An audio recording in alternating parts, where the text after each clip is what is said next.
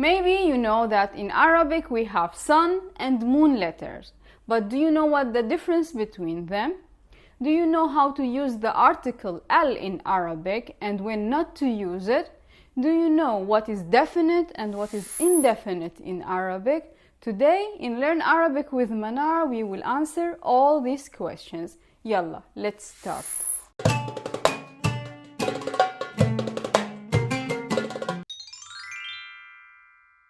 In Arabic, we don't have the indefinite article a or an.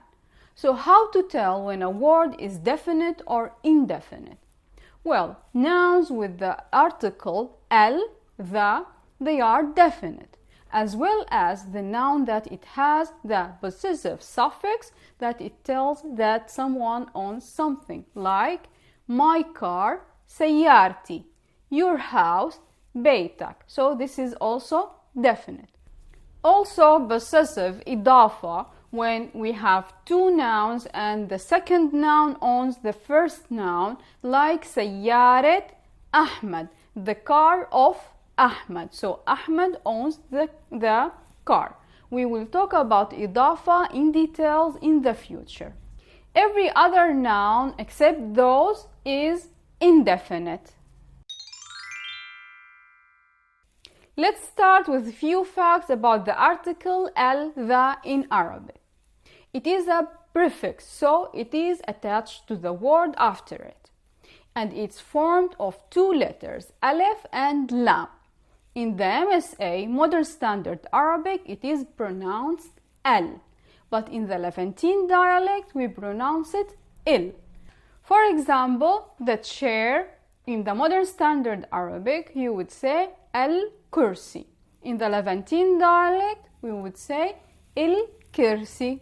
In Arabic, we use al with adjectives as well as with nouns. We will see this in example to understand more what we are talking about in few minutes.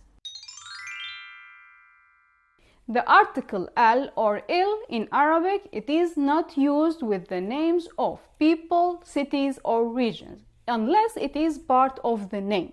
For example, if we have the name Omar, we don't add the article al to it, we don't say al-Omar, but some names, like names of some cities, they have the article al as part of the name already, like Al-Qahira, Cairo, or Al-Yunan, Greece, so it is part of the name already. Al is not used with nouns that have possessive suffixes like beiti, my house. You won't say al-beiti. It is the same like in English. You won't say the my house. You would just say my house. Al is always written the same, but it is pronounced differently according to the first letter after it. And that's what it's called sun and moon letters. The Arabic letters are 28 letters. They are divided equally 14 and 14, sun and moon letters. Some letters are the letters that are pronounced with the teeth and the tip of the tongue. Let's see them together. Ta, tha, da, va, ra, za, sa, sha, sa, da, ta, va, la, na. Moon letters are the letters that are pronounced from the throat or from the lips. Let's see them together. A, ba, ja, ha, kha, a, ga, fa, qa, ka, ma, ha, wa, ya. Why do we care about sun and moon letters? Because after the sun letters, we don't pronounce the L in al, and we double the first letter of the word. Let's see that in examples. Sky is sama. The sky is sama. Notice how we don't pronounce the lam, we say I, only I, and after we pronounce the S 2 times, issa, issama, issama. Tariq, it is a road. But the road, الطريق, الطريق, and we have the ta 2 times, الطريق. Tamar is the fruit date. The date, التمر.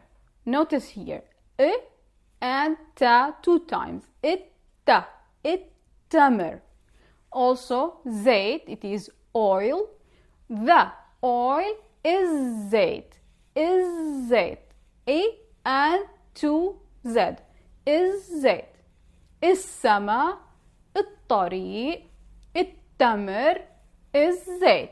With the moon letters, we pronounce the whole L or il in the Levantine dialect, and we don't double the first letter of the word.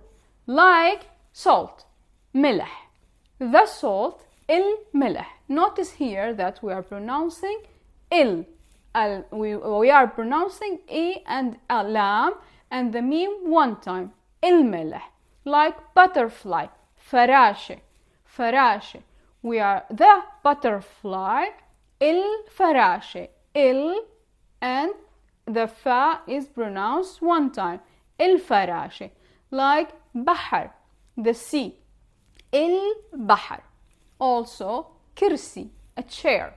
The chair, الكرسي. Let's see some examples to understand when to use L and when not to use it in Arabic. For example, if we are talking about something specific, so we use L in Arabic. But if we are talking about something general, we don't use it. For example, if I'm sitting at the dining table and I want someone to hand me the salt, I would say, give me the salt. أعطيني الملح.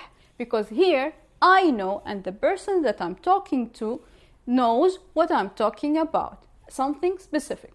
But if I am in the grocery store and I want to ask the employee to give me some salt, now I'm talking about something general, not specific. So I would say أعطيني ملح. Give me salt. أعطيني ملح. After the verbs love, like, and hate, we always use L. For example, in English you would say, I love food.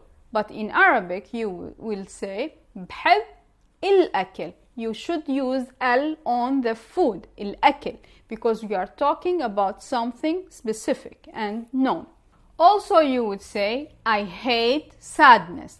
In Arabic you will say, بكره الحزن. You have to use L here in this case. Also with like. In English you would say, I like ice cream. But in Arabic you would say, تعجبني البوظة. So you are using L. I like the ice cream. I love the food. I hate the sadness. You should always use L after love, hate, and like. Usually also after demonstrative pronouns. For example, this chair is comfortable. In Arabic you have to add L to the chair. So it will be هاد الكرسي مريح. This, the chair, is comfortable. I know it sounds weird in English, but this is how we do it in Arabic. When a noun and its adjective are in a phrase without verb to be. In this case, two words have to have the L in Arabic. So in English you would say the green car, but in Arabic you should have the L in front of the two words. So it will be the car, the green. السيارة الخضراء. We use L with the noun and its adjective. But when the adjective is connected to its noun with verb to be, in this case we don't use L on the adjective, we use L only on the noun. So if we are saying the car is green, in this case we use L only on the car and it will be السيارة خضراء. The car is green. In Arabic we don't have verb to be, so you don't see it in this sentence. السيارة خضراء. Let's see some examples to understand the difference between these two uses. For example, the small house. Here we will use al on both words. البيت الصغير. But when it is the house is small, we will use al only on the noun and it will be البيت صغير. Another example, the big table. Here we will use al 2 times. الطاولة الكبيرة. But if it is the table is big, we will use only on the table and we will say الطاولة كبيرة. So always remember, when the adjective and the noun comes without verb to be, we are using al on both of them. But if the adjective is connected to the noun with verb to be, we use al only on the noun. With general facts, we always use al in Arabic. For example, mountains are high. In Arabic, you have to say the mountains are high. So it will be الجبال عالية. الجبال عالية. Snow is cold. In Arabic, you have to say the snow is cold. التلج بارد. التلج بارد. Math is easy. رياضيات سهلة. The math is easy. Always when you are telling a general fact, you have to use al on the noun that you are talking about. I hope this helped you to understand definite and indefinite in Arabic and what is the sun and moon letters and how to use the article al. If you have any questions, leave me a comment and I will answer you. If you like today's video, give me a thumbs up and share it with your friends. Now let's review together the sun and the moon letters. Ta, tha, da, va, ra, za, sa, sha, sa, da, ta, va, la, na. A, ba, ja, ha, kha, a, gha, fa, qa, ka, ma, ha, wa, ya. Thank you for joining me today. See you next time. Yalla bye.